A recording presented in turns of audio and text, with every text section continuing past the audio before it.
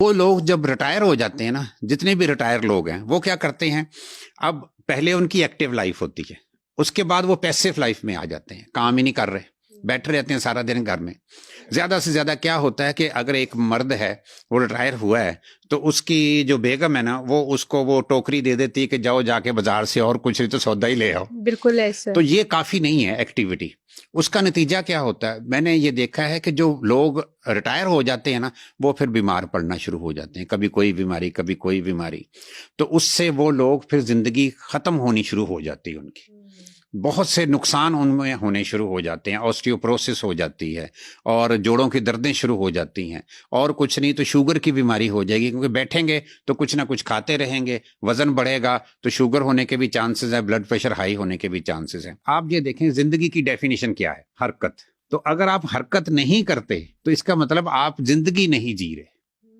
آپ ایک چیز غور کریں، ایک اور کوٹیشن ہے کہ بڑھاپا کب شروع ہوتا ہے، تو اس کا جواب یہ ہے کہ بڑھاپا اس دن شروع ہو جائے گا جس دن آپ حرکت کرنا بند کر دیں گے، چاہے آپ کی عمر 20 سال ہے، کیونکہ جب آپ نے حرکت کرنی بند کر دی تو آپ کی جو باڈی کی ایکٹیویٹی ہے، اندر کا میٹابولزم جو ہے، یہ سارا کچھ سلو ہو جائے گا، تو آپ کے اوپر بڑھاپا آ گیا. تو یہ یاد رکھیں، جو بندے سارا دن بیٹھے رہتے ہیں نا وہ بوڑھے ہو چکے ہیں، چاہے ان کو اچھا لگے چاہے برا لگے، لیکن یہ ہے کہ اگر بڑھاپے سے بچنا ہے تو جتنا زیادہ اپنے آپ کو ایکٹیو رکھیں گے بڑھاپا اتنا ڈیلے ہوتا جائے گا.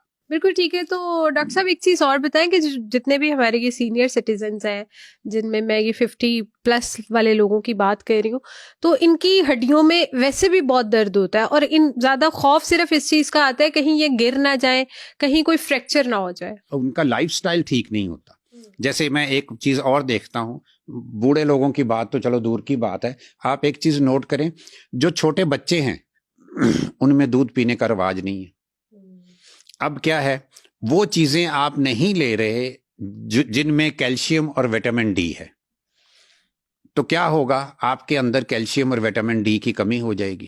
ایک اور بھی رواج ہے کہ سورج کا ایکسپوجر لینا ہی نہیں ہے سرے سے ہی، اس سے بھی بیماریاں پیدا ہوتی ہیں. چلنا پھرنا آپ نے، ایک اور جیسے کہتے ہیں نا کہ اگر آپ سیر نہیں کرتے تو پھر کیا ہوگا. ایک کوٹیشن ہے، جس ملک کے ہاسپٹلز ویران ہیں وہاں ان کے پارکس آباد ہوں گے. اس کا الٹ کر لیں کہ جس ہاسپٹل کے پارکس آباد ہیں سیر کے لیے، ان کے ہاسپٹل ویران ہوں گے.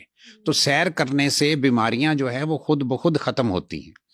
تو یہ حرکت کرنا جو ہے نا یہ بہت ضروری ہے. ایک جو صحت مند بندہ ہے اس کو کم از کم میڈیکلی ہم کہتے ہیں 3 کلومیٹر روزانہ کی واک کرنی چاہیے.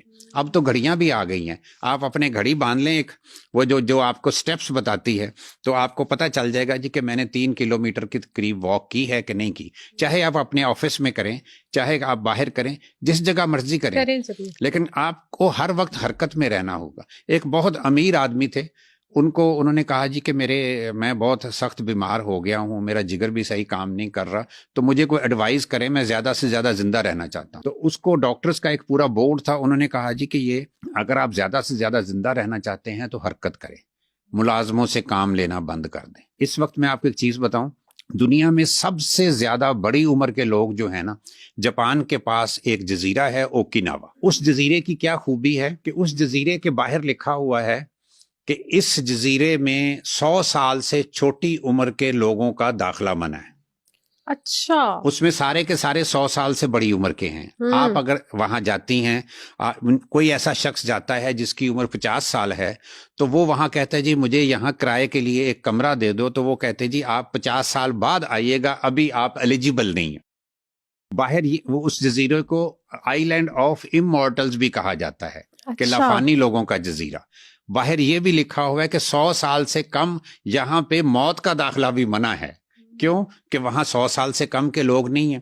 اب ان میں کیا چیز دیکھی گئی ہے، وہ کہتے جی ہمارے ملازم ہی نہیں ہیں، ہم ملازم خود کام کرتے ہیں. تو یہ خود حرکت کرنا بڑا ضروری ہے. پھر یہ ہے کہ ایک اور چیز ان میں بڑی زبردست ہے. ہم لوگ تو یہاں چھوٹی چھوٹی باتوں پہ پریشان ہوتے ہیں نا، وہ کہتے ہیں چھوٹی باتوں پہ پریشان کیوں ہونا ہے، دوسروں کی باتوں کو مائنڈ کیوں کرنا ہے. ہم مائنڈ بہت کرتے ہیں. وہ کہتے ہیں جی آپ اگر مائنڈ ہم نے کس چیز کو کرنا ہوتا ہے، دوسرے کی غلط بات کو. تو وہ کہتے ہیں جی کہ غلط بات تو مسٹیک کس کی ہے، دوسرے بندے کی، تو اس کو شرمندہ ہونا چاہیے جس نے غلط بات کی ہے. آپ کیوں مائنڈ کرتے ہیں؟ تو اس میں ایک بڑی شاندار، میں نے ایک وہاں کے بندے سے بات کی تھی، تو اس نے کہا جی میں آپ کو مہاتما بدھ کا ایک واقعہ سناتا ہوں. میں نے کہا جی سنائیں. انہوں نے کہا جی مہاتما بدھ بیٹھے تھے تو ایک ان کو ناپسند کرنے والا شخص آیا اور ان کو گالیاں دینے لگ گیا. یہ چپ چاپ بیٹھے سنتے رہے. اس کے بعد اس کا گالیوں کا سٹاک ختم ہو گیا. تو جب وہ چپ کیا تو پھر انہوں نے اس کو بلایا اور کہا جی کہ دیکھو میں تم سے صرف ایک بات پوچھوں گا کہ میں تمہیں کوئی اگر چیز دوں اور تم نہ لو تو وہ کس کی ہوئی؟ اس نے کہا جی آپ کی ہوئی، جب میں نے لی ہی نہیں.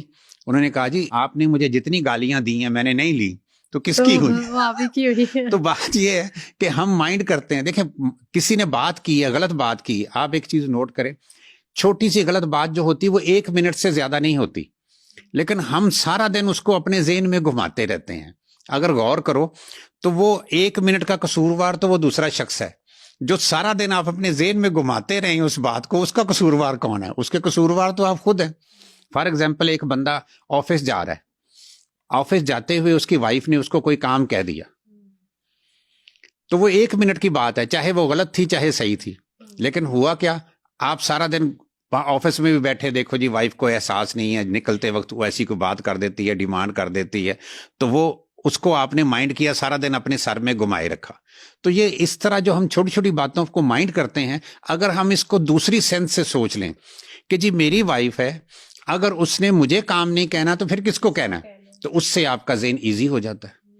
تو آپ کو وہ اریٹیشن بھی نہیں ہوگی، سٹریس بھی نہیں ہوگی، بالکل آپ ٹھیک ہو جائیں گے. صرف سوچنے کا انداز جو ہے نا، یہ بھی بہت بڑی بیماریاں پیدا کرتا ہے.